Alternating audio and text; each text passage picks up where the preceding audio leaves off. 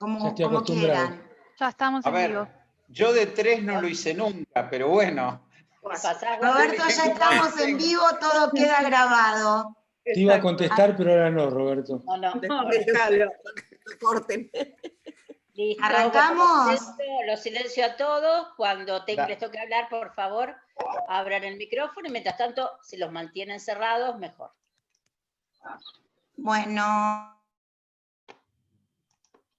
Bueno, bienvenidos y bienvenidas a otro nuevo encuentro del Instituto Independencia.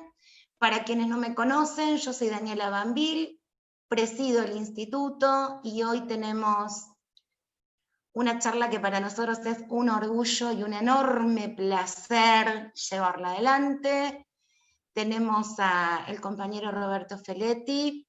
El compañero Roberto Feletti es parte del Instituto Independencia. Tenemos a la compañera Felisa Miseli, que es parte del Instituto Independencia, y tenemos al gran y querido Amado Boudou con nosotros hoy. La charla obviamente versará sobre economía. Le dimos en llamar Pandemia, Economía y Después. Un toque tanguero tiene el título, y esperemos que nuestra economía no tenga las idas y vueltas del 2x4. No hace falta mayor presentación ni mayor currículum para estos compañeros. Amado, en nombre de todo el Instituto Independencia, te queremos agradecer tu presencia, sabes todo lo que te queremos en el instituto, y nada, te queremos agradecer un montón que hayas aceptado participar de la charla. Y yo le voy a dejar la moderación a Feli, todos con el micrófono cerrado. Esto se está transmitiendo en vivo por YouTube. Baraybar, no te pregunté si hoy lo transmitían los compañeros, no lo transmiten los compañeros de la TV Sindical hoy. Está en vivo por YouTube. Bienvenidos nuevamente. Feli, el micrófono es tuyo. Bueno, gracias Daniela, buenas compañeras y compañeros. Como siempre digo, estar con Roberto y con Amado compartiendo una actividad es extraordinario, es un lujo, uno aprende, se entretiene, y la verdad que no hace falta presentarlos demasiado, porque todos sabemos de ellos, todos los vemos, los seguimos, y acá estamos convocados para charlar un poco y pensar la economía argentina. Voy a decir 2 o 3 temas que me parecen que son los más nodales actualmente, y creo que los podemos desmenuzar con Roberto y con Amado tranquilamente. Estos temas de la economía tienen que ver con, bueno, que está llegando el Fondo Monetario Internacional. Hoy el presidente anunció, como nos comunicó, que ya tuvo la primera reunión con la presidenta del fondo, la directora ejecutiva, y que a partir de esa conversación ya quedaron abiertas las negociaciones formales para poner en marcha algo que va a llevar varios meses, que es un acuerdo nuevo con el fondo. ¿Qué condiciones va a pedir el fondo a la economía argentina? ¿Qué condicionamientos nos puede implicar o no para el crecimiento y para el desarrollo? ¿Cómo está de fuerte nuestra posición negociadora en ese aspecto? Todo esto son de las cosas que tenemos que tener presente porque están en la agenda de hoy y va a ser la agenda de los próximos meses. Es de esperar que en estos próximos 10, 15 días se cierre definitivamente el canje con los acreedores privados, con los bonos denominados en moneda extranjera, con lo cual el camino de ese tipo de acreedores está despejado, la reestructuración de la deuda en pesos se está llevando adelante, y como gran componente de deuda queda para ver qué hacemos con los 44.000 millones de dólares que el fondo le dio a Macri para financiar su campaña electoral, y que el año que viene, por suerte, no tiene altos vencimientos, pero sí ensombrece las perspectivas de pagos del 2022 y el 2023. Así que la negociación va a tener un tiempo, pero el tiempo va a encajar con cuando tengamos que hacer los próximos pagos importantes para el Fondo Monetario. Junto con esto, hay un tema que en la economía argentina siempre nos preocupa, que es es toda una cuestión de confianza, de credibilidad, de cerrados estos capítulos se recupera un espíritu de confianza tal que hace que el mercado cambiario afloje un poco los movimientos que está teniendo en los últimos tiempos, que se tranquilice este importante mercado, porque en la macroeconomía, como ustedes saben, cualquier tipo de movimiento del dólar genera después puede generar devaluaciones, incremento de precios, el tema de la inflación está atado a esto, y para mí es otro de los grandes componentes que el gobierno tiene que resolver de manera lo más rápido que se pueda, como perspectiva. No hace falta ni siquiera decir mañana la inflación va a ser menos del 5%, simplemente un camino de tendencia descendente de la inflación. Y como complemento de todo esto está, como complemento y como dinámica y como base de todo esto, está las posibilidades de crecimiento de la Argentina, aspecto en el cual, así como con los otros dos, me parece todo más difícil y más dudoso, en este aspecto de cómo puede crecer la economía argentina, creo que va a tener una buena respuesta. Ya se está viendo en algunos indicadores, entonces yo creo que la posibilidad de que la economía argentina se ponga en movimiento es alta, no es tan difícil lograr eso. Sería bueno mejorar esas otras dos cuestiones, terminar con lo de la deuda y todo el tema inflacionario, para que este crecimiento sea sostenible y sustentable en el tiempo. Dicho esto, creo que para mí me encantaría escuchar un poco y compartir las visiones con Roberto y con Amado, y después, si les parece, que cada uno de su opinión, que hable un rato, y después podemos ir compartiendo entre todos las preguntas y las inquietudes que tenemos. Roberto, ¿querés empezar vos? Bueno, ahora formal, buenas tardes a todos, a todas. Agradecer al Instituto Independencia por la iniciativa. Voy a hacer un agradecimiento personal. Tanto a Felisa como a Amado yo le debo una parte de mi carrera. Felisa porque me convocó al Banco Nación, Amado porque me convocó al Ministerio de Economía. Esto uno no puede dejar de decirlo en estos tiempos, así que hay una singularidad de volver a encontrarse y de volver a discutir como nunca hemos dejado de hacerlo. Yo comparto el optimismo de Feli. Yo creo que sí se produce la reestructuración de deuda, lo he dicho, lo he escrito, bueno, la reestructuración de deuda define la suerte de los gobiernos, le pasó a Menem en el marco del Plan Brady, le pasó a Néstor y Cristina con los canjes 2005-2010, ¿sí? Proceso de reestructuración define la suerte, crea un programa, si el programa financiero es sustentable, si no vuelve a colapsar, que esto a diferencia de lo que le pasó a Alfonsín, el escenario de certidumbre en general moviliza recursos hacia la actividad económica que de otro modo estarían retraídos.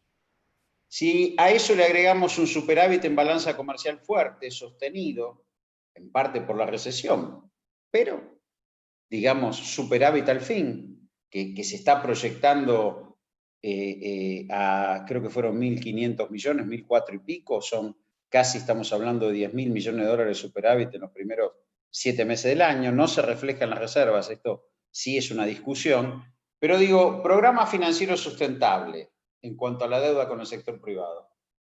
Equilibrio en la balanza comercial con superávit. En general, eso da un poco más de aire para la discusión fiscal. Es más fácil sostener un déficit fiscal si hay superávit externo que si no lo hay. En la presión por el mercado de cambios, hay más tiempo para cerrar. No quiere decir que la brecha fiscal la podemos tener de cualquier manera y de cualquier modo, pero teniendo superávit externo podemos manejarnos.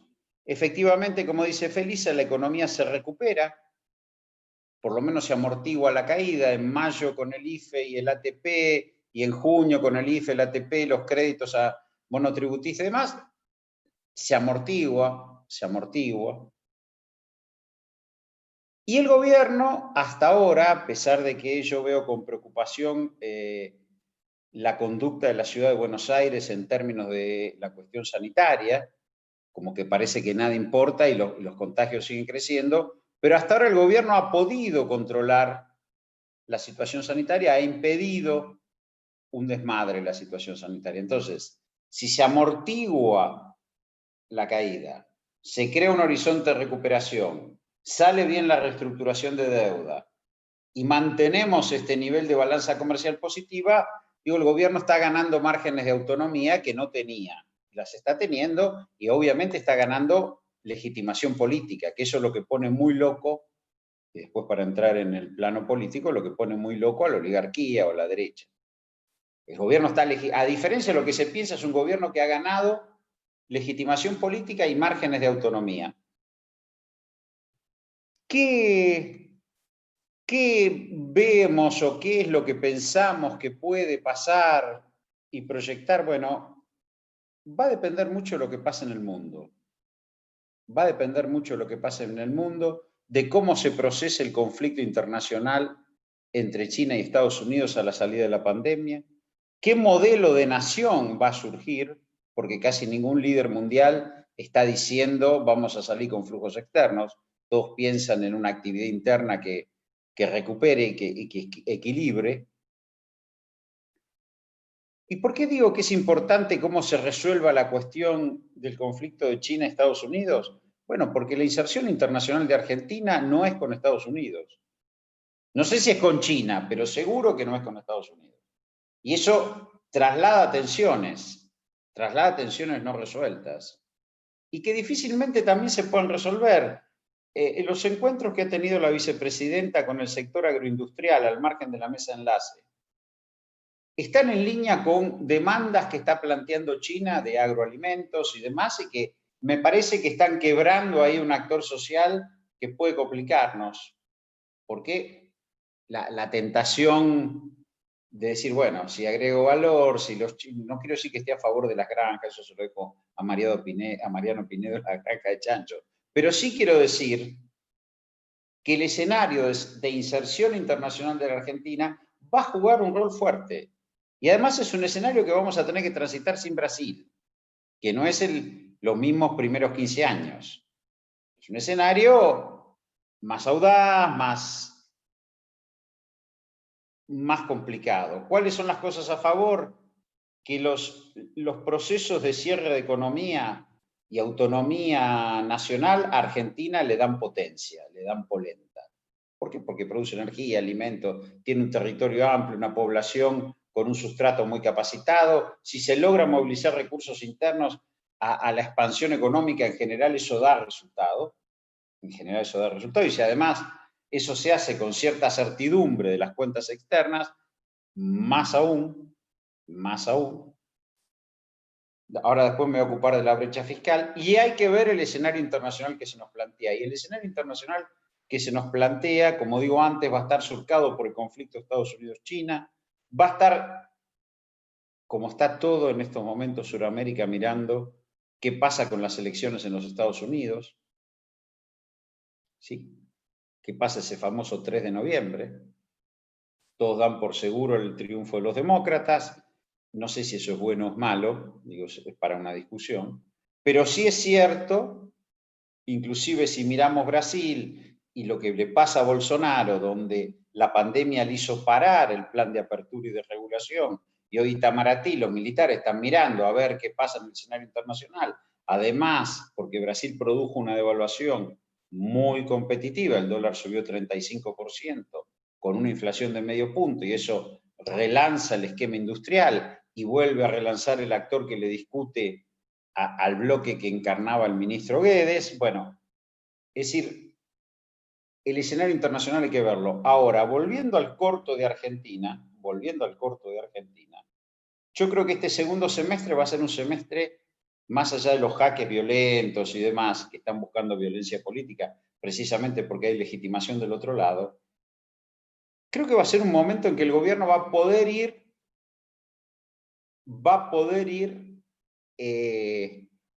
desarrollando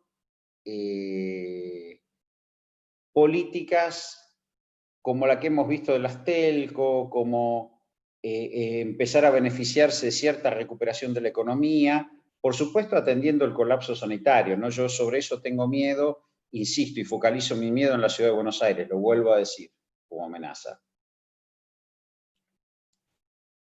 Ese es un escenario en recorrido. El otro punto, que es el límite de la política monetaria para financiar un déficit fiscal, y ahora sí quiero ir a la cuestión fiscal. El gobierno emitió 1 billón de pesos, 1 billón el primer semestre, bueno, puede emitir otro billón el segundo, pero el primer semestre tuvo que anclar o absorber una enorme cantidad de pesos de la economía que lo llevó a duplicar los instrumentos de absorción. Bueno, todo eso no sé si es muy repetible, pero si la economía crece, los pesos empiezan a adaptarse a la mayor actividad, pero sí va a tener que plantear algún grado de reforma tributaria progresiva que cierre la brecha fiscal.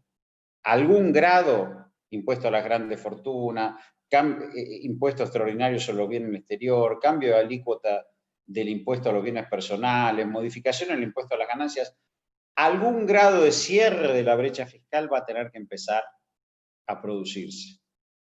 Porque el gobierno, para legitimarse, va a tener que seguir manteniendo este gasto y sobre todo esta inversión en parar los efectos de la pandemia. Y eso agotó la primera fuente de financiamiento, no diría que la agotó, pero bueno, gastó bastante y está bien en emisión monetaria. Ahora, eso no sé si es repetible el segundo semestre. Algún cambio ahí tiene tiempo, mientras tenga solvencia en las cuentas externas, tiene tiempo, pero va a tener que caminar hacia ahí.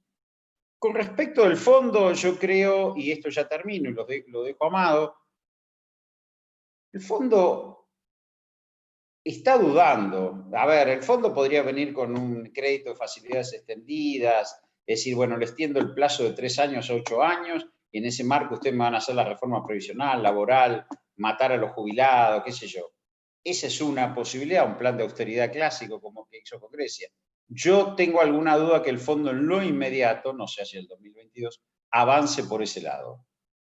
Porque tenemos una crisis global, hay 50 países en proceso de reestructuración de deuda, sabe que está flojo de papeles, que nos dio una sobrecuota, que nos dio mucha dinero por más de lo que Argentina podía devolver, y me parece que ahí hay que verificar. Yo creo que la búlgara está mirando cómo cobra y cómo no produce un desmadre que le cueste la carrera como le pasó a Kruger, que su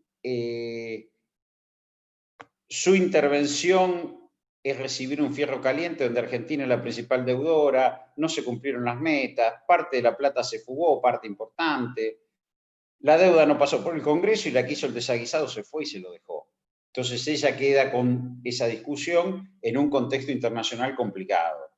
Entonces yo hoy veo diálogo, no veo una bajada de línea. No sé dentro de un año cuando se acerquen los vencimientos, pero hoy veo diálogo. Ahora, en ese marco Argentina, así como, para no entrar de lleno en la discusión de la reestructuración de la deuda, porque me parece que no tiene sentido, logró 5 años de bajo peso de los vencimientos, del 2020 al 2025, y un recorte de 30.000 millones de dólares hasta el 2030, y le da espacio para crecer. Yo creo que si Argentina logra afirmarse, legitimarse, bueno, va a estar en un escenario distinto para discutir con el fondo.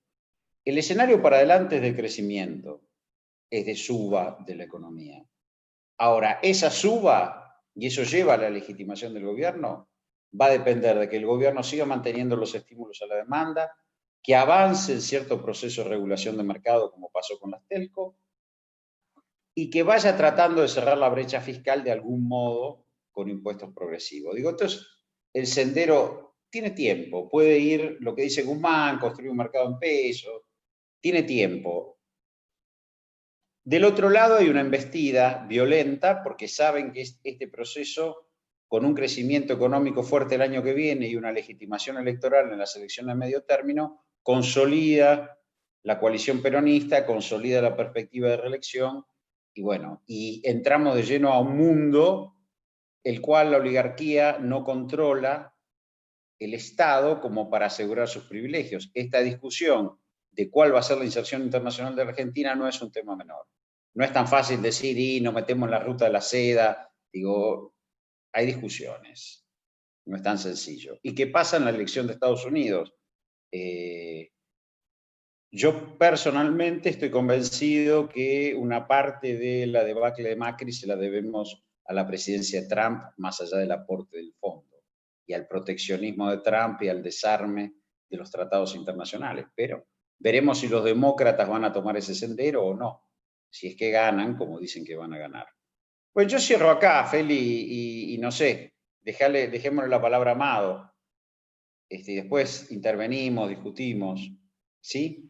Me parece perfecto, diste un buen panorama de las posibilidades y de los núcleos centrales que están ya en primer plano, ¿no? De las cuestiones que hay que resolver. Así que le damos la palabra a Amado y bueno, lo escuchamos con tanto gusto como siempre. A los dos, ¿no? Yo digo siempre con ellos aprendo un montón, así que me encanta. Amado, te dejo la palabra y después seguimos intercambiando un poco. Con Bueno, todos, ¿no? Por supuesto. Sí, muchas gracias, Felisa, a Daniela, al Instituto Independencia, a Mariano Pinedo, que anda por ahí también, a todas y todos. Bueno, yo voy a hablar del pase de Messi, porque entre Felisa y Roberto dieron un panorama extraordinario y me parece muy, muy certero. Yo, primero que nada, quiero proponer que el 3 de enero sea una fecha patria, porque el 3 de enero fue el día que se tomó la decisión en el gobierno de Néstor Kirchner de pagarle al Fondo Monetario Internacional, y Felisa era la ministra de Economía, porque después las cosas se recuerdan borrosamente las fechas, y me parece muy importante señalar y destacar esto, sobre todo en tiempos en los cuales se busca la resignificación interesada de Néstor Kirchner. Aquellos que dicen que no, Néstor era un fanático del superávit fiscal y de los superávit gemelos. Miren, me parece que lo que era fanático Néstor era de construir una patria con lugar para todas y todos.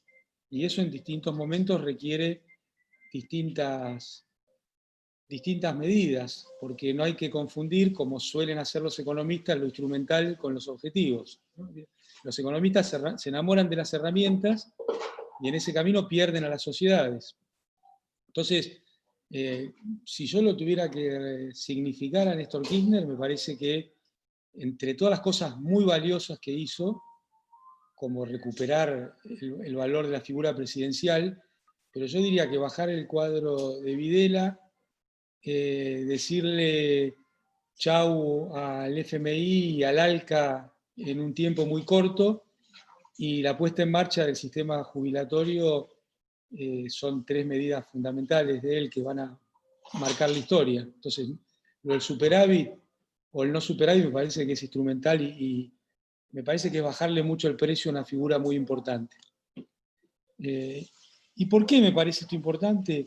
Porque usando de marco lo que explicó Roberto tan claramente y el pantallazo que dio Felisa, cosa que no voy a repetir porque sería aburridísimo y sería tedioso, porque ya lo hicieron muy bien además, así que yo no quiero hacer papelones.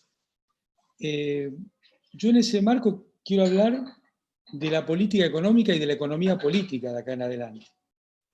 Y de qué yo imagino, pienso que es los tiempos que vienen y el margen que tenemos, porque igual que Roberto y Felisa, yo soy muy positivo, pero no en el vacío.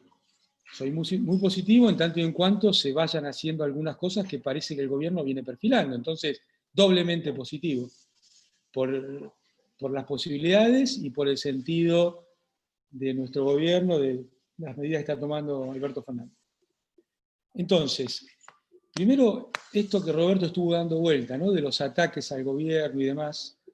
Yo quería compartir alguna verdad relativa, como también le gustaba decir a Néstor, que todos somos portadores de alguna verdad relativa. Primero, terminar con esa idea que Macri hizo una buena elección. Con mucho respeto a cada uno de los votos, hayan votado donde hayan votado, porque los que nos votaron a nosotros también merecen respeto. yo diría que lo de Macri fue un fracaso descomunal en términos electorales. No hay muchos casos en el mundo en los cuales el presidente incumbente pierda la elección, y mucho menos que pierda en primera vuelta. Miren, si miramos, en Argentina es muy fácil, el 100% de los que se presentaron a la reelección ganó, salvo Macri, Menem y Cristina. Pero bueno, es una muestra pequeña. Entonces, si miramos Estados Unidos, creo que hay que irse al 88, a Bush padre, para encontrar un presidente que no haya ganado una reelección. Y esto habla del descomunal fracaso de Macri, y se nos quiere meter todo el tiempo en la cabeza, como en el 2016 era la derecha moderna que venía para quedarse para siempre, hoy es la gran elección que hizo la derecha, Macri, etcétera, etcétera. Y es mentira, es mentira. Las elecciones en el mundo se parten de a mitades, y acá arañaron el 40%. Entonces, repito, esto no tiene que ver con calificar los votos, sino con un análisis objetivo del resultado electoral. Macri hizo una pésima elección, la derecha hizo una pésima elección, y me parece que esto tiene que servirnos para pensar de aquí hacia adelante. Nosotros no podemos pensar la política con las categorías del establishment y con lo que se intenta decir, porque ¿a cuento de qué viene esto? Hoy nos hablan de que la derecha ganó la calle y que nosotros perdimos la calle. Yo pienso todo lo contrario, que el gobierno haya conseguido el grado de adhesión que consiguió a que el pueblo se quede en la casa es más importante que ganar la calle. Porque si el pueblo no hubiera estado dispuesto, necesitas un policía por persona. Sin embargo, esto no ocurrió, con una indicación del gobierno, con una sensibilización que el presidente Alberto Fernández hizo de movida, acometiendo este tema sin mirar para el costado del primer día. Creo que tiene un gran acompañamiento. Olvidémonos de la imagen, a mí eso yo no sé mirar encuestas, no miro encuestas, nunca me interesó. Pero sí, creo que son todas truchas. Pero sí la realidad. Si no hay un desmadre en la calle, en el conurbano, en las provincias, es porque caló profundo el mensaje del gobierno. Entonces yo creo que sí, se ganó la calle a la inversa. Hay un acompañamiento a lo que dice el presidente. Y no lo miremos con el cristal que nos lo quieren mostrar. Porque la verdad que hemos tenido manifestaciones no muy grandes en número, muy violentas, muy radicalizadas, de la derecha dura, como les gusta decir a ellos, o muy dura, con un discurso desquiciante y desquiciado. Entonces, primera cuestión que quería compartir. Y me parece que en base a esto, analizar un poco el tiempo que viene en términos de deuda, la descripción que hizo Roberto, súper certera. Yo creo que en algún momento hay que dejarse de hinchar, ¿no? La negociación fue buena sin peros. Despejó holgadamente los primeros 5 años y los siguientes 3 también. Entonces, si alguien quiere, montado en las disputas mínimas, poner en duda lo que se hizo, me parece que es solo un acto de vedetismo o una berretada a lo Pradgay, que es quien genera los problemas y siempre dice cómo hay que arreglarlo. Porque así también se fue, o lo fueron, en el gobierno de Néstor, ¿no es cierto? Donde estaba todo el tiempo tironeando las cosas insustanciales, y cuando le tocó ser ministro de Economía fue catastrófico. Tan catastrófico fue que le abrió la puerta a un ser como Duhovne. Ni siquiera tuvo la responsabilidad de que no sucediera eso en la seguidilla, ¿no? O sea, no solo fue pésimo él, sino que fue peor lo que vino, culpa de él. Y esta cosa hay que decirla, porque este hombre que es racista, que es discriminador en todos sus discursos, ahora viene a discutir cómo Guzmán hizo la discusión. Me parece que habría que tener un poco más de responsabilidad. Él cuando salió dijo que iba a ser gobernador de Tucumán. Bueno, no, finalmente ni fue a Tucumán, creo. Entonces, escuchemos donde hay que escuchar y miremos lo que hay que mirar, y no nos sumemos a discusiones que son ridículas. Es como si alguien escuchara a Sturzenegger a esta altura del debate, ¿no? Después de volcar la calecita 2 veces. Pero bueno, ¿esto por qué? Porque las figuras como Roberto, Felisa y tantas compañeras y compañeros, me parece absurdo que no le demos el lugar de escucharlos. Y esto tampoco lo digo en abstracto, esto va referido a Roberto Labaña. Me parece absurdo que se le dé opinión, que la tiene que tener y es súper valiosa, pero es súper valiosa y hay que saberla filtrar. Porque me parece que con lo que vino de la reforma laboral está siendo de avanzada a lo que pretende el Fondo Monetario. Y después, si uno lo suma con los dichos de Duhalde, entiende todo. ¿No es cierto? Estos no son personajes sueltos. Son cuestiones articuladas y muy bien articuladas y muy bien direccionadas. Entonces, también filtremos con nuestras categorías, ¿no es cierto? Porque, digámoslo con todas las letras, la etapa de crecimiento de Labaña fue una etapa de crecimiento con salarios bajos, o fue una etapa de crecimiento sobre los salarios bajos, etapa que finalizó con la salida de Labaña. Entonces, me parece que en el debate económico a veces falta decir las cosas. Es todo válido. Si alguien cree que hay que salir con salarios bajos, que lo diga. O si alguien cree que hay que salir perdiendo derechos a los trabajadores, que lo diga. Y fijémonos cómo damos estos debates. Porque miren, entre los desastres que hizo Macri, nos dejó anudados en una pelea de acreedores. Entre Washington y New York, o entre el FMI y Wall Street. Yo no le creo para nada al fondo. Yo no le creo nada. Y si antes no lo creía, esta semana revisé los documentos y certifiqué lo que pensaba. En julio del 2019 hubo una revisión de la deuda argentina del staff del fondo, donde la calificó de sustentable, unos meses antes de las PASO. La deuda era sustentable para el fondo. Muy bien. Está claro que le estaban pagando la campaña a Macri y con eso, digamos, le terminaron de poner el sello. Pero si faltaba algo, en febrero del 2020 hubo una nueva revisión. ¿Qué puso el staff del fondo sobre la deuda argentina? Que era insustentable. Lo único que había cambiado era el presidente. ¿No es cierto? Entonces ahí está claro que se dijeron piedra libre a ellos mismos. Pero esto no es lo más interesante. Lo más interesante es que el fondo dice que Argentina tiene que conseguir una quita de sus acreedores porque Argentina necesita acceder a los mercados de financiamiento para volver a endeudarse y pagarle al fondo. Parece joda, pero es cierto. Esto lo dice el fondo, no lo decimos nosotros. Entonces, eso es a lo que viene el fondo, y esa es la carta del fondo. Y para decirlo en términos barriales, el fondo no dijo te ayudo, el fondo dijo que ellos te cobren menos, así yo te cobro más y más rápido. Si el fondo hubiera querido ayudar, hubiera, aunque sea insinuado que iba a dar otros plazos o una revisión de no haber dado la deuda en los términos que su carta orgánica lo habilita, o que iba a emitir DEX para todos los países que Roberto nos contaba que tienen que aliviar su situación de deuda. Muy por el contrario, empujó a la Argentina a ser el primer país que lleva arriba un acuerdo en pandemia. Entonces yo no le creo nada. Yo creo que el fondo viene con una de las 4 ideas zombies, y con esto termino, que creo que se van a imponer en el debate mediático en Argentina en estos tiempos. El fondo viene con, en la discusión, obtener una reforma laboral y una reforma previsional.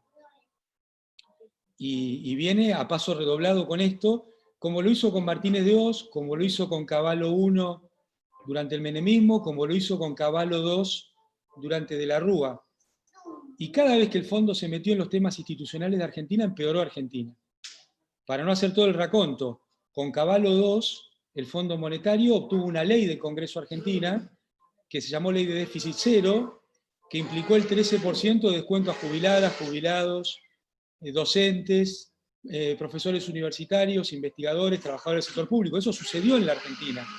El Fondo Monetario Internacional obtuvo a través de Cavallo una ley del Congreso Nacional, es decir, se metió en el funcionamiento institucional de la República Argentina. ¿Cómo le fue a la Argentina? Casi desaparece. Entonces me parece que esto es lo que no podemos perder de vista en esta instancia, donde van a venir con un discurso como el de La Baña del otro día, que hay que tener leyes laborales más modernas. Yo me pregunto, si estas leyes fueran el problema, los trabajadores y trabajadoras estarían explotando a los capitalistas. Sin embargo, uno ve un mundo cada vez más desigual.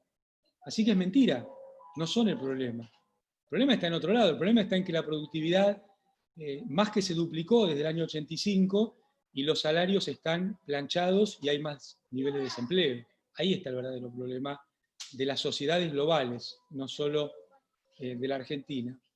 Entonces, me parece que hay que estar muy atento y muy cerquita, ayudando al gobierno en que no sea acorralado con estas dos cuestiones.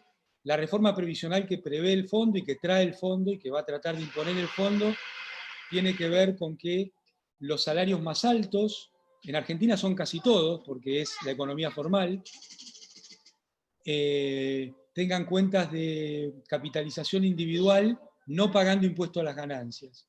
Es decir, vienen con algo peor que las AFJP, mucho peor que las AFJP, más dañino sobre el sistema jubilatorio. No nos olvidemos que cuando asumió Néstor fue el primer año que hubo menos jubilados que el año anterior, en términos absolutos, no en términos relativos. Cuando asumió Néstor, 1 de cada 2 adultos mayores no tenía jubilación ni pensión.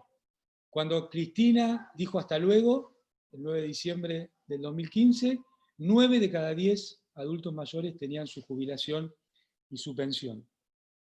Y las otras dos ideas zombies que vienen de la mano de esto es el asunto famoso del superávit fiscal. Miren, superávit y déficit fiscal son dos cuestiones mucho más sintomáticas del momento del ciclo económico en el que se esté que de las decisiones políticas que tomen los gobiernos. Y de esto hay sobrada evidencia global, que en una depresión hay déficit fiscal, haga lo que haga el gobierno. Y si intenta pararlo, va a ser mucho peor, como pasó con Cavallo II. ¿Por qué? Porque la recaudación cae por una menor actividad económica y porque hay erogaciones del sector público que se mantienen constantes, como las jubilaciones, que justamente son la salvaguarda de poder salir del ciclo. Y en los momentos de expansión hay superávit fiscal, haga lo que haga el gobierno.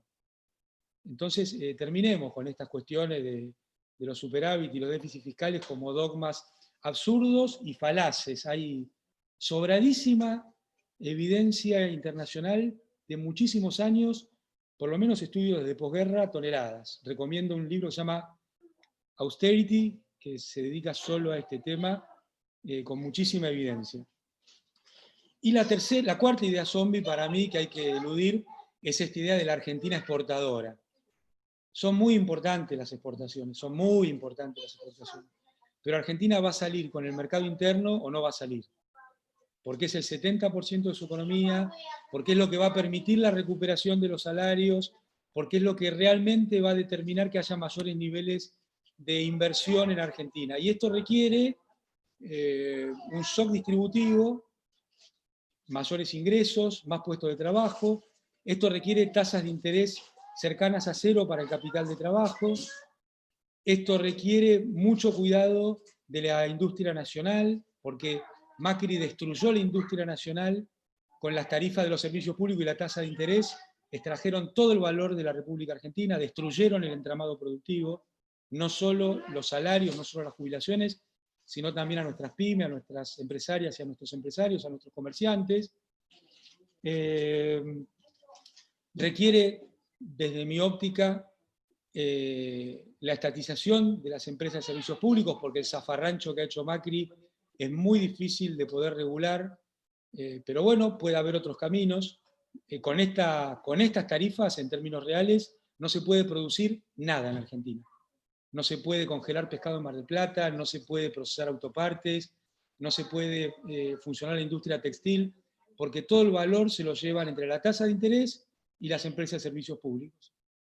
Y el cuarto punto, que Roberto también lo estuvo tocando, es el tema del posicionamiento internacional de Argentina.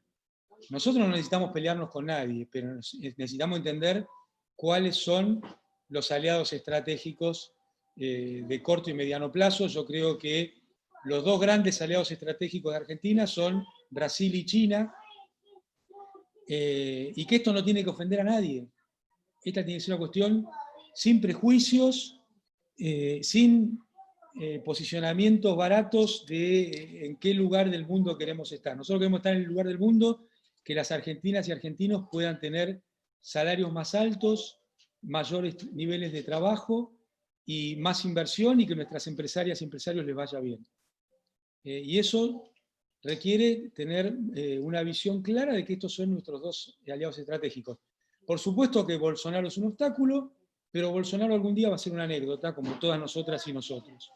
Entonces, el pueblo argentino, los dirigentes y las dirigentes argentinas, no podemos perder de vista la importancia de Brasil, y lo de China creo que hay que tener claro que va a generar tensiones en las cuestiones comerciales, en las discusiones de los cómo, en nuestras leyes laborales, pero no hay ninguna duda que es nuestro aliado estratégico.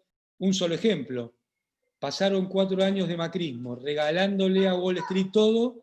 La única obra pública relevante que hay es la misma que le dejó Cristina, que son las represas Kirchner-Zepernik, con todo el cuento y las truchadas de, ¿cómo se llamaba? El de transporte que tenían, otro personaje espectacular, que bueno, veremos qué pasa con el tema de las tarifas de los peajes y demás.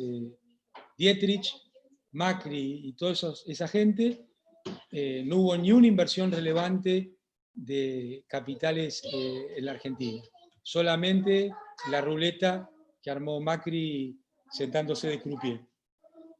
Así que vamos a un mundo en el cual va a haber mucha agresividad comercial, un mundo más cerrado en lo comercial y mucho más globalizado y agresivo también en los flujos de capitales, que es otra cuestión que va a haber que cuidar mucho. En definitiva, creo que Argentina tiene una oportunidad extraordinaria y tiene un gobierno que la puede llevar adelante. Creo que nuestra función es estar todo el tiempo hablando en términos propositivos, respetuosos, cuidadosos, amorosos de estas cuestiones en las que creemos y que nos sirvieron en varias etapas para poder salir adelante de momentos muy difíciles, ¿no? De la economía global, entre el gobierno de Néstor y los dos gobiernos de Cristina. Así que muchísimas gracias y siempre feliz de estar compartiendo. Y Roberto, con vos yo tengo un cariño y un afecto recontra especial, más allá del respeto intelectual, y Felisa fue la primer víctima del lawfare. Nosotros tenemos a Felisa como primer víctima del lawfare y a Héctor Timerman como la víctima más sangrienta del lawfare. Así que a ellos dos un abrazo enorme, a Felisa de acá y a Héctor de donde nos esté escuchando. Feli, discúlpame antes de seguir una cosita. Sí, Amado, pedí la palabra. Hablo precisamente por esto, por lo que dijiste de Feli. O sea, la primera víctima del lawfare, y lamentablemente todavía muchos no ponen esto en relieve. Todavía muchos no ponen esto en relieve. Todavía muchos hablan como una cucarda de la ignominia que vivió Felisa. Entonces, bueno, plantearlo desde acá. Ninguna cucarda. Felisa se comió el garrón de su vida porque fue víctima de lawfare. Feli propone, ahora va a ser parte de la moderación, ella me propuso por privado que en lugar de leer las Si es parte de la moderación, me preocupo. Feli y moderación no van en el mismo renglón, pero en este caso aplica, digamos. Con Feli tenemos ese tema, les cuento a todos, en el Independencia, porque ella se nos trosquea, Feli. Entonces, de moderación, nada. Ella propuso, en lugar de leer preguntas, que puedan hacerlas hablando, que sería interesante. Ahora, lo que a mí me parece que sería muy piola, pero el temor que tenemos es que cada vez que decimos que un compañero hable, hace una exposición. Y la idea no es escuchar exposiciones, es, si quieren hacer una pregunta concreta, hacemos con micrófono abierto, si no las leemos, porque si no se extiende demasiado el tiempo, y hoy los expositores son Feli, Roberto y Amado. Otro día podemos hacer alguna otra exposición si quieren. Si están de acuerdo y prometen que no hacen exposiciones, simplemente preguntan, lo hacemos más dinámico en este encuentro que tiene tanto de motivo para nosotros y lo hacemos un poquito más desestructurado. ¿Están de acuerdo? Levanten todos la mano, yo los veo a todos. Bien, entonces Feli, vos dirigís las preguntas y si empiezan las exposiciones, cortá el micrófono, ¿eh? Así de jodidos somos acá. Sí, eso es para ordenar, porque justamente la gracia de estas charlas es aprovechar a Roberto y Amado para que con ellos vayamos pimponeando y teniendo sobre la mesa las dudas y charlándolas y discutiéndolas y poniendo énfasis en algunos aspectos más que en otros. De mi parte comparto plenamente lo que dijo Amado respecto del Fondo Monetario Internacional, más allá de que si Cristalina es más simpática y tiene mejor trato, que seguramente debe ser una señora muy educada y que va a tener mejor trato que Christine Lagarde, porque Christine Lagarde, bueno, tenía otro carácter y otra forma de ser. No estamos hablando acá de cuestiones así subjetivas, sino objetivas. El Fondo Monetario Internacional es la cara visible de los grupos económicos financieros concentrados, de los grandes grupos, de los grandes poderes del mundo. Es el mascarón de proa de esos poderes, y por lo tanto no va a venir acá a decir, ay, que me voy a conmover porque Argentina tiene tantos pobres. Si fuese así, a los 55 países que van a reestructurar la deuda y a pedirle plata, el mundo sería otro, habría otra correlación de fuerzas, habría otra situación en el mundo, y por lo tanto creo que va a ser una dura negociación, porque el fondo es duro para negociar. Digo, todo con buenos modales, pero no se aparta un pasito de los objetivos que se plantea. Y también tenemos acá, mezclando un poco la cuestión de la economía con la correlación de fuerzas y con la política, algunos inconvenientes que hay que marcar en cuanto a cómo se pueden dar estas presiones para que la negociación vaya más para defender los intereses nacionales y populares o a ceder. Y en ese sentido es lo que uno ve en nuestro propio frente de todos, ¿no? Con ciertos sectores que están más dispuestos a tensar menos la cuerda, a acordar con cuestiones tales como, y bueno, no está tan mal que los que juntan o ganan mucho puedan juntar la plata en alguna cuenta bancaria que sea administrada por ellos mismos o por algún ente enana y que se descuente. No está tan mal. Y entonces se rompe el carácter solidario, como bien lo explicaba Amado, pero dentro de nuestra propia coalición de gobierno hay sectores que piensan eso, que la plata no alcanza para todos y por lo tanto realmente el problema es que ciertos sectores puedan mantenerse, hacerse su propio ahorro para la jubilación. Y creo que esas cuestiones, los temas que tienen que ver con las modalidades de contratación laboral, perdiendo derechos como lo hacen en todo el mundo, esas cuestiones no las perdió ni las perderá el Fondo Monetario Internacional. Su defensa de ciertos mecanismos financieros que, si bien tiene escrito en sus estatutos y en sus reglamentaciones, ¡ay, qué lindo! Su chupete. Le estoy presentando a los amigos y amigas de papá. Hola, bebé. Realmente, por más que en sus estatutos tenga todo esto escrito, digo, la prueba más contundente es lo que pasó en la Argentina. O sea, entraba la plata, se iba en la fuga, y por más que el fondo no financia fuga, esto ocurrió de hecho, y los que garpamos ahora toda esta deuda somos todos los argentinos con un futuro totalmente negro que tenemos que despejar para poder hacer lo elemental, que es crecer o tener una perspectiva de la economía. Comparto con Amado también el tema de que las exportaciones son importantes, pero no pueden ser el motor de la reactivación o de poner a la Argentina de pie. El motor tiene que ser el mercado interno, grande, fuerte, potente. Argentina tiene una ventaja, también lo dijo Roberto, que tiene autosustentación en un montón de aspectos claves: energía, alimentación, agua, en fin, tenemos autosustentación en muchos, en la mayoría de las necesidades básicas para que un país pueda vivir en un momento donde hay mayor aislamiento. Pero también tenemos otra ventaja, que es el tamaño de nuestra economía en relación al mundo.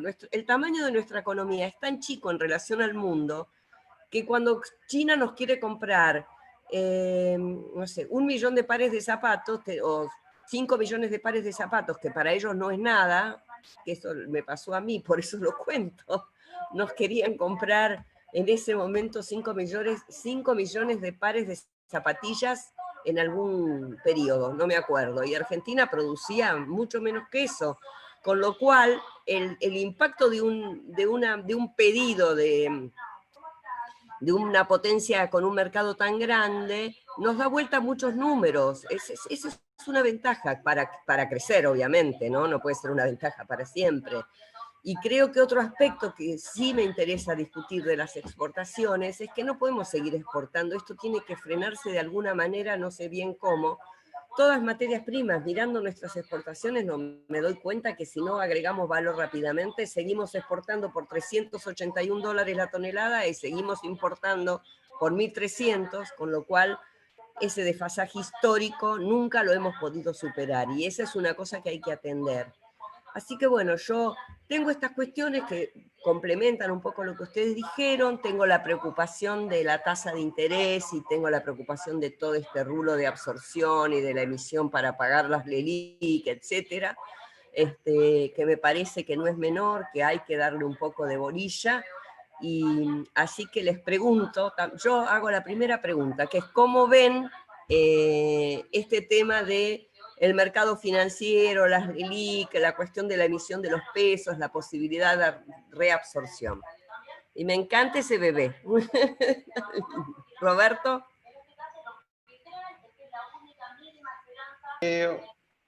Bueno, 2, 3 cosas primero, rápidas. Es cierto que el fondo es el fondo, pero apretando a la Argentina en el 2001 le fue muy mal. Ann Kruger terminó con su carrera, un 20% del staff del fondo se tuvo que ir. Es cierto, y la búlgara eso lo sabe. Digo, es cierto, todo eso es cierto, pero también es cierto que las experiencias previas en la relación con Argentina para el fondo no fueron buenas. O sea, bueno, bajen el 13%, cierren las universidades. Yo he hablado con Anup Singh diciéndome, bueno, el Banco Sueco hay que privatizarlo, ¿qué importa? Bueno, todos sabemos cómo terminó, pero ellos se fueron con esa crisis. También fueron víctimas del que se vayan todos, quiero decir. Entonces alguien está mirando que, bueno, que hay que ver. Obviamente que si al fondo lo aprietan y se paran duro, y como dice Amado, y lo decimos por experiencia de gestión propia, mienten, dan vuelta, sí. Pero yo en eso insisto que el gobierno tiene que ganar tiempo. Los vencimientos están en el 2022.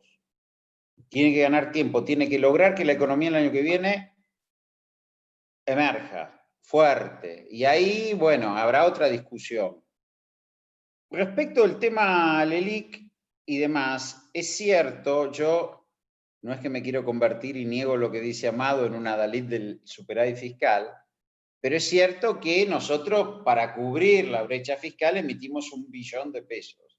Y ese billón de pesos tuvimos que absorber 750.000 millones de pesos, ¿no? O sea que la demanda de pesos, ¿y qué hicimos? Duplicamos el stock de instrumentos de absorción, ¿no? De enero a junio, lo duplicamos, tenemos entre LELIQ y pases. Ahora, ¿cuál es el beneficio de eso? Que es dinero ya emitido, Feli. Al ser dinero ya emitido, si el gobierno se pone duro con los bancos, y acá yo otra vez le decía a Amado, bueno, pongamos un encaje del 100%, que en los hechos es el central asignando crédito, lo que fuera, tiene que obligar a que ese crédito ese dinero emitido se transforma en crédito al sector privado, a tasas muy bajas. ¿Por qué? Porque uno de los problemas de la reactivación, y como lo decía Amado, va a ser la estrangulación del capital de trabajo. Cuanto más vendés, más demanda de stock, y me doy vuelta y cobro 90 días, tengo un montón de cheques en la calle y tengo que pagar los insumos contra culata de camión. Entonces, ahí es donde tiene que intervenir el crédito. Ni siquiera estoy hablando de crédito de largo plazo para el desarrollo. No, crédito de corto, en cuotas, que el tipo se dé vuelta y le digan, bueno, te doy el 30% de tus ventas a pagar en 12 meses, a una tasa recontra subsidiada. Y el dinero ya está emitido, lo tienen los bancos, son LELIQ. En lugar de tenerlo contra el Banco Central, lo tienen que tener una cartera contra el sector privado. Y se puede jugar con la política de encajes en eso. Cuanto más crédito al sector privado das, menos encaje. Cuanto más instrumentos de absorción monetaria, más encaje. Digo, ahora, te tenés que pelear con el sistema financiero, con alguien va a haber que pelearse, perdón. Porque acá ¿cuáles son los márgenes de autonomía? Cuanto más podamos movilizar recursos internos a expandir el mercado local, el mercado interno, más autonomía vamos a tener. Y cuanto menos demanda de divisas esa expansión genere, más autonomía vamos a tener. Si despejamos el interrogante de deuda, trasladamos la discusión interna, y ahí es un problema de acuerdo con actores sociales. Yo comparto con Amado, no lo diría porque soy parte de algún modo del oficialismo, que algún tipo de intervención más dura sobre las empresas de energía tiene que haber. Y algún tipo de intervención más dura sobre los bancos en términos de lograr que esa masa de fondos que ya está emitida se vuelque al crédito al sector privado de corto plazo a tasa subsidiada, tiene que haber, a eso están las políticas de encaje. Ahora, dicho esto, tampoco creo que nosotros podemos automáticamente olvidarnos de todo. Yo creo que una reforma tributaria progresiva tiene que haber, una tendencia al cierre de la brecha fiscal tiene que haber, mantener el equilibrio externo hay que mantenerlo, y eso nos va a ir dando márgenes de autonomía. Ahora, si yo tuviera que pelearme con algunos actores, y bueno, las energéticas y los bancos son actores con los cuales yo algún grado de discusión firme, dura, mantendría.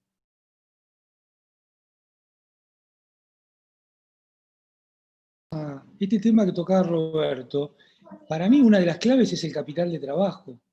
Nosotros tenemos entre 24 y 36 meses de posibilidad de crecimiento utilizando la capacidad instalada ociosa y con algún nivel de inversión que saldrá de los colchones o de algún crédito. Pero me parece que la clave está en capital de trabajo, yo diría tasa cercana a cero, para poner en marcha el aparato productivo, ¿no? Y esto tiene que estar acompañado, obviamente, con la administración del comercio exterior.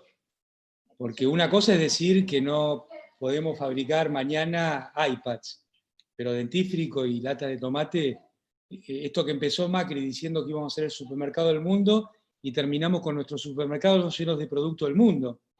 Entonces, para el eslogan tenemos todo, si queremos, ¿no? Así que yo creo que es un tema que los economistas no les gustan mucho los temas estos operativos, pero ahí hay una cuestión muy relevante y... Es tema de nosotros los contadores. Con mucha posibilidad, el tema del capital de trabajo. Siempre se lo menosprecia. Incluso me acuerdo en nuestra época, cuando estábamos con el crédito del Bicentenario, no se quería otorgar para capital de trabajo. Y me parece que en un país que el crédito comercial es tan bajo y que tiene problemas de traslación de precios, y que ahora le agregamos 4 años de Macri que provocó que haya gran cantidad de capacidad instalada sin utilizarse, tenemos para crecer entre 24 y 36 meses muy potente, a tasas muy altas, con poner en marcha lo que hay. Ahora, eso sí, requiere una maniobra en el sistema financiero para que haya capital de trabajo a troche y moche, ¿no? Perdone la antigüedad, pero bueno. Es que si no hay... Ahí, Feli, ahí en el YouTube tenemos un montón de compañeros que están escribiendo y están preguntando. ¿Te parece que lea una que acaban de hacer? Una de YouTube. Dale, con todo gusto, Daniela. A ver, el compañero Ramiro García dice, quisiera preguntarle a Roberto y Amado sobre la restricción externa en este preciso momento. ¿Qué salida ven para recomponer reservas y no quedar tan expuestos frente a los devaluadores seriales? Tomando el ejemplo de la semana pasada en que el grupo Clarín, a través de 5 cuentas ligadas a Telecom, compró 2.400 millones de bonos. ¿Puedo agregar, para que se hable del mismo tema, 2 preguntas que hicieron acá por el chat, que tienen que ver con esto? O sea, ¿cómo nos imaginamos que se puede resolver el tema de la fuga de divisas y el tema de la liquidación de divisas por parte de los exportadores? Si funciona, si realmente se puede mejorar la implementación, están atados a lo que mencionaba Daniela anteriormente.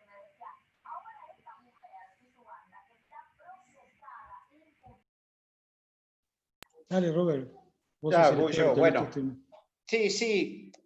A ver, 2 cuestiones. Yo algo dije hoy, dije en un reportaje en ámbito financiero. El tema del contado con liqui, hay que contenerlo. El contado con liqui no drena reservas. Digo, para que todo lo explico rápido. El contado con liqui no drena reservas, no hace que el Banco Central pierda reservas, pero es una salida de capitales que va marcando un valor del dólar en un mercado cambiario alternativo y eso complica. ¿Por qué? Porque el tipo compra bonos en pesos o acciones que cotizan en Wall Street, entonces las compra, se da vuelta y las vende en Wall Street, ¿sí? Y recupera lo que compró en dólares, tiene los dólares puestos afuera, compró en el mercado local en pesos, vendió en dólares y obviamente vende a un valor de dólar que normalmente es mucho más alto que el oficial, porque es alguien que le tiene que comprar esas acciones, esos títulos a veces son ellos mismos para blanquear, digo, pero no importa. ¿Cómo se resuelve esto? El gobierno impedir, o sea, que el tipo sienta la incertidumbre de la cotización. Porque si yo compro hoy las acciones, me doy vuelta y las vendo al día siguiente, corría el riesgo de un día de quedarme con las acciones o los bonos en la cotización. Lo que habría que hacer, el gobierno lo hizo, es obligarlo a extender 5 días el plazo para hacer esta operación. Compro, tengo que esperar 5 días con los títulos y recién los vendo. Entonces corre el riesgo de 5 días de cotización. Bueno, llevemos el plazo a 30 días. Llevemos el plazo a 30 días y que corra la incertidumbre de 30 días. Yo creo que va a bajar mucho ese tipo de operatoria. ¿Por qué es importante el contado con liqui? Porque el contado con liqui pone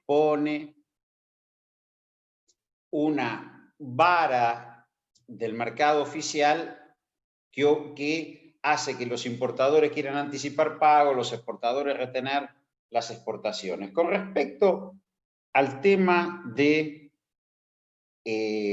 la liquidación de divisas, yo creo que ahí es orden público. Es más, yo creo que así como digo que hay que extender los plazos para que los que hacen la operatoria de contado con liqui, cuando compran los títulos o las acciones, se los tengan que quedar 30 días y soporten la volatilidad de la cotización 30 días, hay que anticipar al mínimo los plazos de liquidación de divisas. El tipo embarcó, está confirmado el embarque, está despachado, tiene 15 días para ingresar la divisa, como mucho 30 días. Y el otro tema también, que es instrumental y Felisa también pueda tener claro como yo, es que muchas veces, y nosotros que estuvimos en el Banco Nación lo sabemos, el Banco Nación tiene el 20% del crédito de que se llama de prefinanciación de exportación, o lo tenía. Es decir, quiere decir, alguien que recibe una orden de compra al exterior, va al banco y dice, tengo esta orden de compra al exterior, prefinancieme hasta que exporte. Y cuando exporta, yo le pago. Fenómeno, eso es un crédito de 180 días. El Banco Nación tiene el 20%. Ahora, la paradoja, que yo lo veía y lo discutíamos y fue una larga pelea que, bueno, será de las tantas que habremos perdido, es que el tipo recibió un crédito del Banco Nación, exportaba y liquidaba la divisa en un banco privado, le dejaba el negocio de la comisión al banco privado. Después pagaba, no es que no pagaba. Ojo, Vicentín no pagó, ¿no? Cobró las prefinanciaciones, exportó y no pagó. Si esto se hiciera en el circuito del Banco Nación, nosotros tendríamos la posibilidad de evitarle al tipo la cuenta en Nueva York o en el banco donde está y cobrar y forzar un anticipo del ingreso de divisas.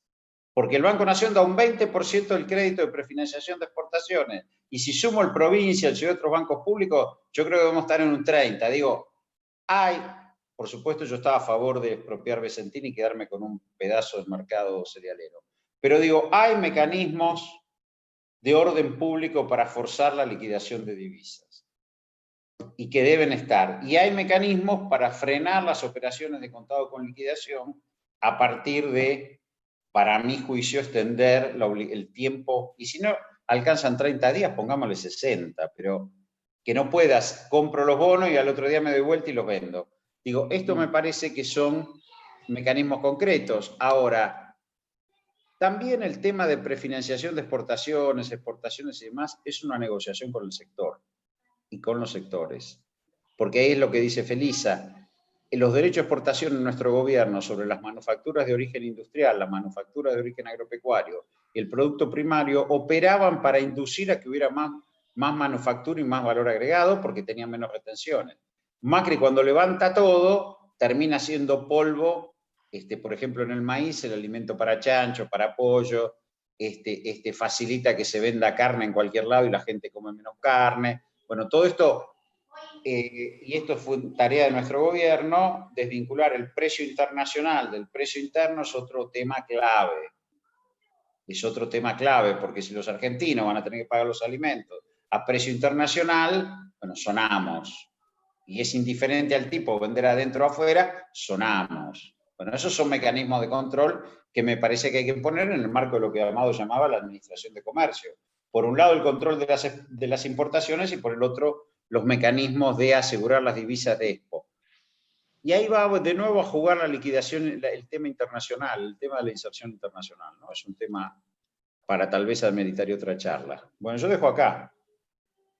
Sí, es central en todas estas definiciones el posicionamiento de la política exterior. El gobierno ha tomado, me parece, grandes decisiones, por ejemplo, salirse de la negociación de los tratados de libre comercio con Corea del Sur, por ejemplo, que estaba llevando adelante el Mercosur. Hubiera sido una catástrofe, sobre llovido mojado con la que hizo Macri con el mercado común europeo, ¿no? Y la otra, el tema de Evo Morales, lo cual, tanto en términos humanitarios como políticos, ha sido una gran definición de nuestro gobierno. Pero yendo a este tema que tocaba Roberto, el contado con liqui hay que tener en cuenta. ¿Se acuerdan lo que le pasó a Pratgay? Que decía que los precios no tenían nada que ver con el contado con liqui. Con muy poquitos dólares te hacen un zafarrancho, porque en la Argentina yo no diría que lo monetario no tiene nada que ver con la inflación, pero está en cuarto lugar. Lo primero es lo cambiario, ¿no es cierto? Y lo segundo, la concentración de los formadores de precios. Lo tercero, la puja distributiva. Y en cuarto lugar pondría lo monetario. Entonces es muy importante este tipo de políticas que planteaba Roberto respecto a cómo con muy poquitos millones de dólares te pueden hacer un desastre en la política de precios, que en definitiva es un desastre sobre los salarios, que en definitiva es un desastre sobre la demanda agregada, que en definitiva es un desastre sobre tu potencialidad de crecimiento. Entonces, fíjate cómo es como una gota de agua que cae y se esparce hasta ocupar todo, convertir un mar en un estanque, ¿no? Me parece que es un tema muy relevante, que Macri desarticuló todo un conjunto de ordenamientos que venían costando mucho y que se habían hecho muy de a poquito, y bueno, ahora hay que volver a ponerlos en marcha. Pero me parece también que va a haber un debate, que nosotros la discusión la dimos globalmente, que es el rol de los mal llamados paraísos fiscales, las guaridas fiscales, ¿no? Debiera estar prohibido, inclusive así lo decían en el G20 las autoridades de los países que tienen más grande PBI en este doble discurso. En ese ámbito cerrado lo decían, ¿no? Que a sus propias economías los afectan. Entonces no entiendo por qué seguimos aceptando que pueda haber activos físicos nacionales a nombre de empresas con su domicilio en guaridas fiscales.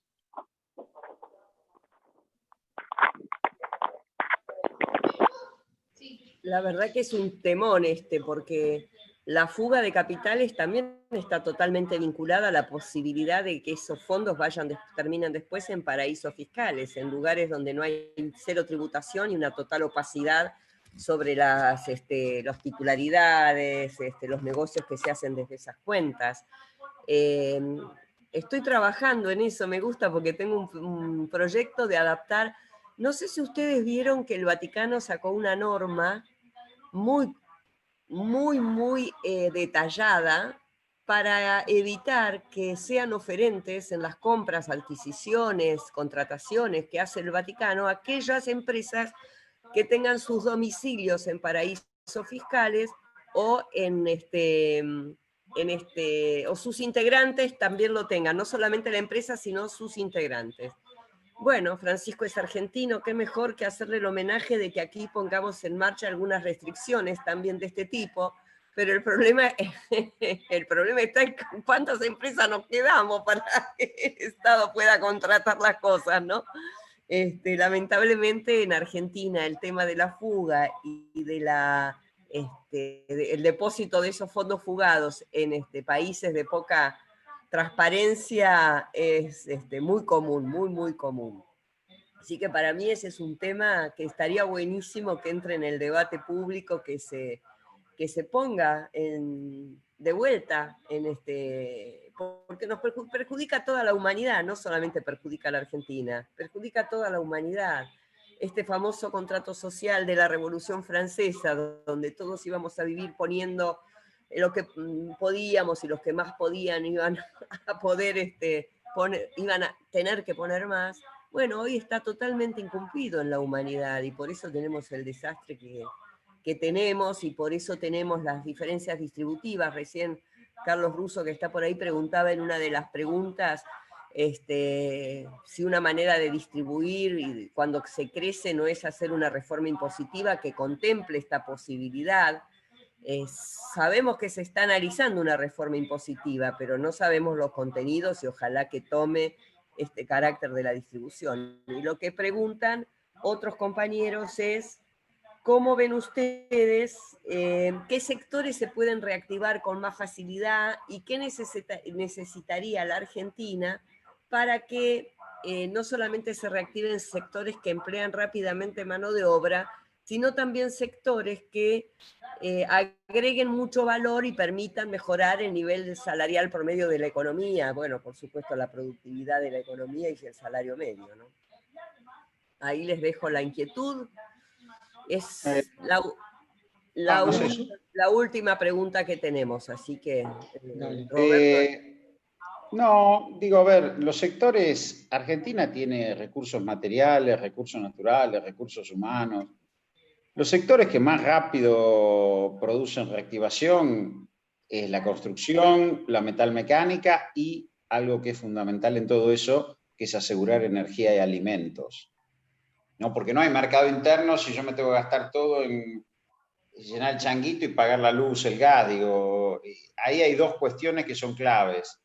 Del lado de la oferta, yo creo que lo más rápido que reactiva es construcción, es metalmecánica, es indumentaria, porque genera empleo, reactiva. Pero para que eso ocurra, del otro lado, del lado de la demanda, hay que garantizar alimento y energía barato, porque eso es lo que deja el resto. Si se logra eso rápidamente, el país rápidamente sale. Como dice Amado, obviamente en lo inmediato y en estos 2 años, vamos a cabalgar con una política, o vamos a arrancar con una política de salarios efectivamente baja, que tendremos que tener políticas de ingresos que la levanten, paritaria sin techo, una expansión del tema jubilatorio distinto, y generar ese círculo virtuoso. Yo creo que eso es bastante rápido en Argentina, con esos sectores.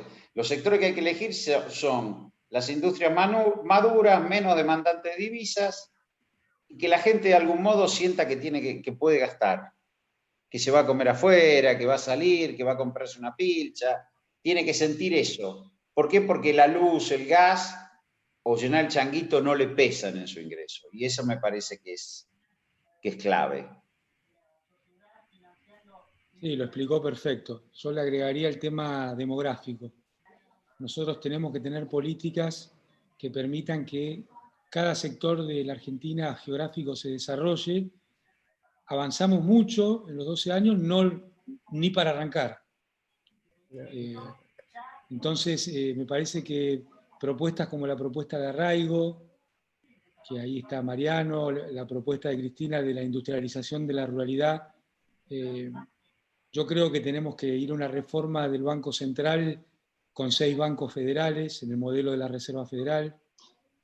Estoy trabajando en eso porque acá tenemos un sistema de crédito que está totalmente dado vuelta y que además, con los bancos provinciales privatizados, realmente tenemos un sistema que funciona al revés. Capta recursos en cada rincón de la patria para prestarlo en capital y GBA. Y además tiene captación gratis para llevarlo a un modelo de negocios. Entonces, con esta situación que tenemos hoy necesitamos un nuevo esquema y la posibilidad de federalizar creo que viene con una reforma completa que da para charlar un día entero, para empezar a pensarlo, ¿no? De un nuevo modelo de Banco Central federal, como pide la Constitución. Yo creo que el modelo es el modelo de la Reserva Federal. Y lo mismo con el tema del asentamiento del gobierno nacional, ¿no? Creo que hoy hay muchas posibilidades de que grandes sectores del gobierno estén funcionando desde nuestras provincias, lo cual tendría efectos distributivos y efectos políticos, creo que muy, muy positivos. Y con el tema de los sectores, yo le agregaría lo que planteaba Roberto, coincidiendo totalmente, que en sectores de alta tecnología tenemos para hacer desarrollos impresionantes, como se han hecho. Estamos hablando de burbujas de colores. No, eso fue Macri. Acá empresas como INVAP, que tenían su foco puesto en energía nuclear, en el término de 4 años estaban pudiendo poner satélites en la órbita más larga de las telecomunicaciones. Entonces, creo que Argentina tiene... Yo no voy a hablar de capital humano porque creo que ese es un invento del neoliberalismo. Una persona nunca tiene capital humano, no tiene nada que ver lo que tiene Roca con lo que tiene una persona por más sabia que sea. Tiene conocimientos y habilidades, pero no capital humano. No lo puede heredar, no lo puede vender en el mercado, es un invento eso. Argentina tiene conocimientos, potencialidades como para aprovechar y hacer un salto en el catch-up en estas tecnologías también, ¿no? Y sería, me parece, en esto que hablabas de federalizar, sumamente deseable que cualquier programa de crecimiento o ideas de crecimiento estuviesen ligadas al desarrollo de regiones, o sea, no solamente mediante la federalización del Banco Central, que me parece una idea genial, porque justamente en la Argentina, desde el interior se captan, la gente deposita la plata en los bancos y después los bancos la traen a la capital, prestan en capital o se fugan desde capital para el resto del mundo. O sea que es el peor rol que pueden tener las entidades financieras. Están en los pueblos del interior captando para después terminar fugados a cualquier lugar. Es espantoso. Entonces quizá me encanta eso de la federalización del Banco Central, y también de la federalización de sectores de la producción anclados con la ciencia y la tecnología, la educación universitaria, esta idea de los grupos afines de universidades, que no sé, pongamos por ejemplo la zona de Cuyo, la minería, con la geología, con todo lo que hace a el desarrollo nuclear en el sur, en Bariloche, donde ya tienes toda su tradición. El país necesita ese tipo de proyectos y recursos que financien eso. Creo que es más, si se logra cierta estabilidad macroeconómica, que es para mí lo más aburrido de la economía, ¿no? Que es como decir poner en órbita y en el mismo sendero la tasa de interés, la inflación, el cambio, tiene podrida hablar de eso, Lo verdaderamente desafiante y apasionante es empezar a pensar o poner en marcha, más que pensar, este tipo de proyecciones, de proyectos. ¿Por qué Argentina no puede tener una empresa minera pública? Que ni siquiera pongo en cuestión que cambie los proyectos o la minería que ya está, los proyectos que ya están autorizados, pero que desde aquí en adelante pueda participar en disfrutar de la renta minera para que la distribución esa no se haga solo vía impositiva, sino también a través del desarrollo de actividades que nos dejan a todos los argentinos en una posición de tener mayores recursos para financiar el crecimiento armónico y de toda la sociedad. O sea, hay muchas cosas por hacer. Ojalá que pase esto y que todo lo que está frenado desde el gobierno se pueda poner en marcha, que sean muchas de estas cosas. Así que bueno, yo no veo más preguntas, no sé si hay más. Creo que comenté todas las que estaban. Así que Daniela, no sé si te parece que les agradezcamos acá a Amado y a Roberto. Sí, ahí hagamos un cierre. Un No cierre. investigando las preguntas, a ver si había alguna otra, pero me parece que hemos tenido una increíble descripción de los problemas, propuestas para ir saliendo de ellos, una secuencia de cómo ir atravesando toda esta transición, esta pandemia que tiene que desaparecer, pero que nos va a dejar a la vista todas sus secuelas, más la pandemia que nos dejó Macri. Creo que no hace falta insistir en mucho porque han sido los compañeros lo suficientemente claros y concretos como para que este camino crítico del después está bastante ya diseñado, con muchas propuestas que son posibles. Quería volver a agradecerles, especialmente, Amado, a vos. Esto no significa que no le agradezcamos a Feletti, pero Feletti es nuestro, o sea, Feletti es de la casa, está con nosotros, es parte. Entonces acá, como que... A mí me obligan, por eso no me agradecen, me obligan a partir. No, está obligado, es como agradecerle al que está acá dentro de casa, ¿no? El invitado es Amado en este caso. Bueno, Daniela, también lo podemos invitar a Amado, a ver si nos acerca al instituto. Pero Amado, venís al instituto y ya está, ya descorchamos, hacemos un Zoom nada más que para descorchar si te sumas al instituto. Hay que sumarlo a esta propuesta extraordinaria de la federalización del Banco Central, digamos. Venite a trabajarlo con nosotros, te ponemos todo, Amado, te ponemos el instituto, todo a disposición. Un debate interesante, una propuesta muy interesante. Sí, muy interesante. No quería terminar la charla sin hacer alguna referencia, que me parece que hubo algunas definiciones políticas muy importantes, más allá de toda la cuestión económica, macroeconómica, y lo que dice Feli que la tiene podrida. Amado habló de las ideas zombies, que por ahí hay que empezar a despejar. Yo creo que habría que hacer ahí, me encantó la definición de idea zombie, habría que hacer un punteo y empezar a trabajar y a militar la erradicación de las ideas zombies. Para los que no venimos del palo de la economía, para los que nos cuesta un montón entender, y es al chat, Feletti, ¿me explicás qué quisieron decir con esto? Esto es permanente, constante y cotidiano, ¿verdad, Feletti? O sea, yo necesito que me desasnen todo el tiempo. Me parece que esto de las ideas zombie es toda una definición política como para militar y para trabajar.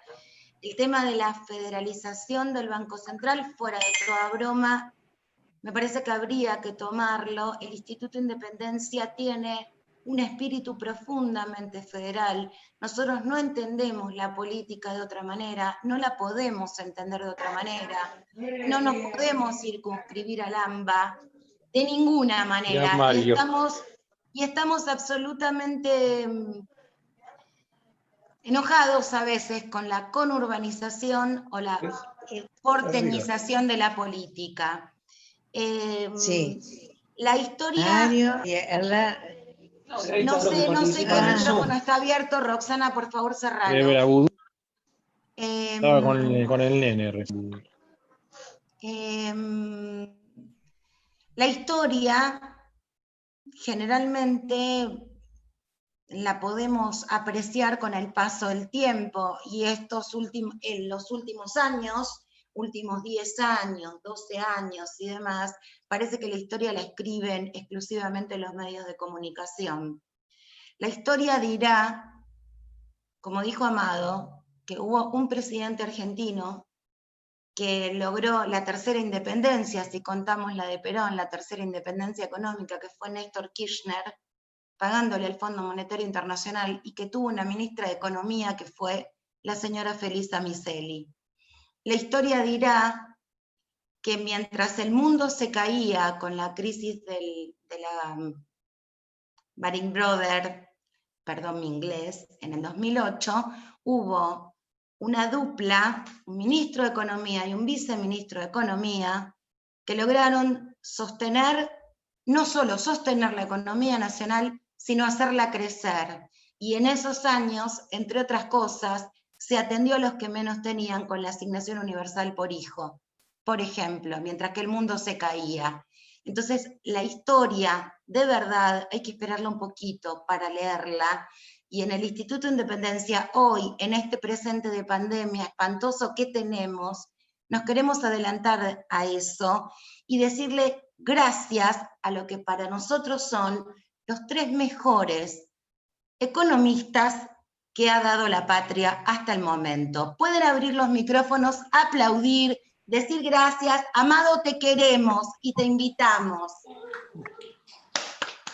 Gracias, Bambil. Gracias.